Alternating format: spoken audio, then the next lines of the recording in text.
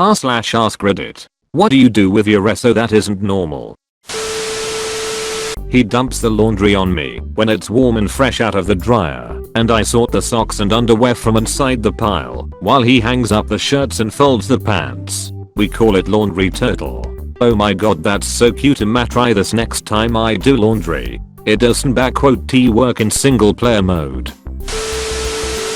He absolutely must touch my butt at least once every time we go to Walmart. I can't even remember how this started, but it's totally fucking weird if we forget. And floor dollar.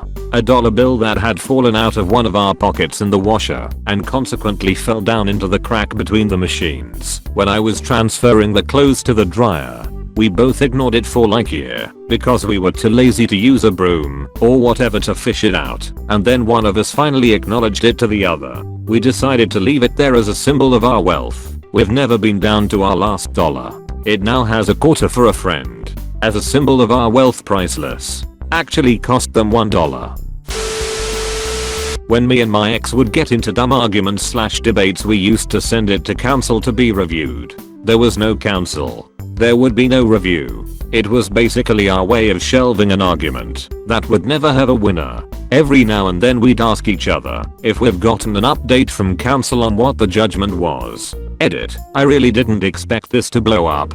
So to answer the most popular question, no, this is not the reason we broke up. We had any other issues in our relationship. Shelving fun arguments/debates was not one of them. We've been broken up many years and are still friends to this day. We still check up on if there's been rulings in our cases. We have decided to fire our counsel for their slow turnaround time. LMAO. This is actually my favorite one so far. I would suggest it in my own house, but I sort of believe these things have to develop organically. Thank you for this gift though. Alright, this will take some explaining, but me and my husband have a game we call Business. I can't fully remember how it came about, but the goal is to fully and completely clasp the other person's right hand in yours and shake it twice while repeating business.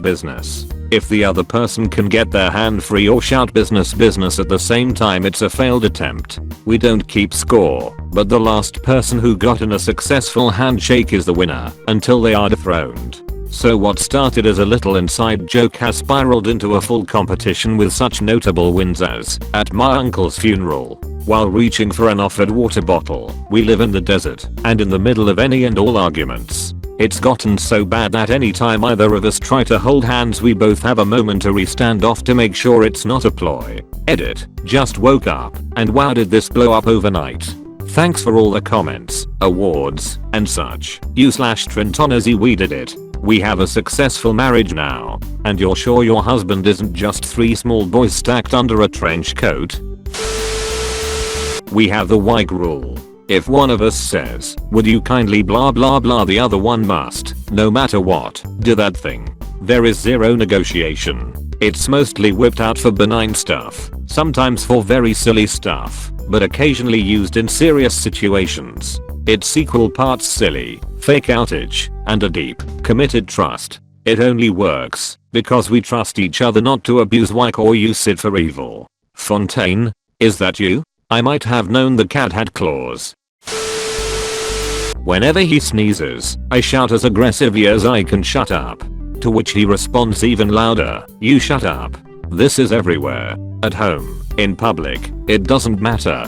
It's gotten to the point where I consciously have to stop myself from shouting at anyone else who sneezes. My so and I do something similar. Every time one of us sneezes, the other says shhhhh really loud. I think it's hilarious. Lol, my go-to was always shhhh, you'll wake the baby, but that was before we had a baby and it's not as funny now that it's true. My go-to was always just to calmly say demons be gone, and the keep on rolling. To anyone who sneezes, this is probably why no one wants to keep me. We often just stand in each other's way for no reason other than to be annoying. Yup, and the other has to pay a toll to get by. It's usually a kiss, sometimes a honk of the, but almost likely a hug. Yeah, no toll required here. My reward is her being annoyed. Interestingly, not requiring a toll makes you a bigger troll. Armpit trust. It's the number one rule that cannot be violated. No matter how tempting it might be, you can't poke the other's armpit. While I understand the desire for armpit thrust, I would give it up in a second for the joy that comes from poking armpits. Armpit thrust versus armpit thrust. WH. What do you poke armpits with? We've been married for 32 years. We are both professionals in career with kids no longer at home. Yet for our entire marriage, whenever one of us travels we do something special for the one traveling. My wife's method is to sneak into my luggage and leave little love notes and comments and requests for a hot call on colored cards. I'm talking I'll pull on a dress shirt and discover a little card in the pocket that says, "Call me at 11 o'clock my time hot stuff." The people at my work, where I travel to the same location now laugh when I reach into a coat pocket, pull one out and read it. Or they see the collection in the pocket of my backpack. I travel 8 to 12 times a year so this is some work. My approach is a little different. I write one very romantic or passionate letter or story or poem. Or I sketch something I found beautiful and add a small note. She has saved them over the years so not only one per time she travels, but Mother's Day or birthday, or sometimes random desire, to let her know I love her. It's now a small book. Also, we always end the day in a call together. Even if I'm in Mumbai and one of us has to stay up until 1 AM or get up at 4 am, we always tell each other we love them and good night. She still tells me the most romantic thing ever was one time I typed 2 pages of reasons why I loved her, then cut them up into tiny pink strips, numbered of course, and then went through all of her personal stuff and hide them in places only she would find them. Like one inside a pocket in every jacket, one inside her thick and thin gloves, one per drawer in her dresser, one in her MacUp kit suitcase, and so on. It took her more than 7 months to find them all. She said it made her day to find one 4 months on. Just stumble across it. I did get this from the author of a book called 101 Passionate Nights,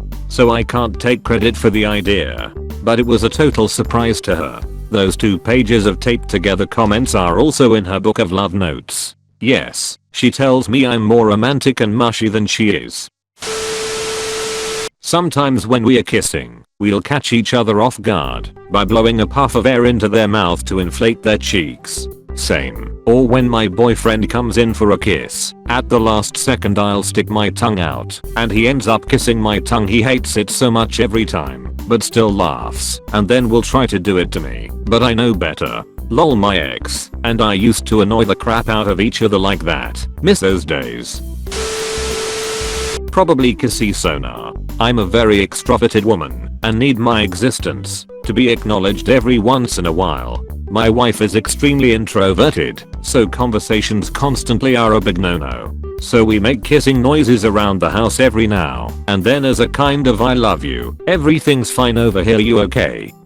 A kissy back, and we both continue doing our own thing in silence. No kissy back means trying a louder kissy noise, waiting 5 seconds, and wandering out to make sure everything is okay. Everyone gets what they want. I feel like I'm being paid attention to. She's not overburdened by talking with me or doing something together, but we still are connected. Edit. This does have the downside of forgetting I'm in different company and making kissy noises at my boss or friends during a period of silence. My boss did the kissy sonar back absent-mindedly and then had a WTF did I just do face. We now rib one another about it. My boyfriend and I do something similar. When we first got together and all over each other, I jokingly said anytime I ask for a kiss you have to give me one, and he agreed and vice versa. It's turned into just a kissy noise and the one being called has to stop whatever they are doing and kiss the one asking.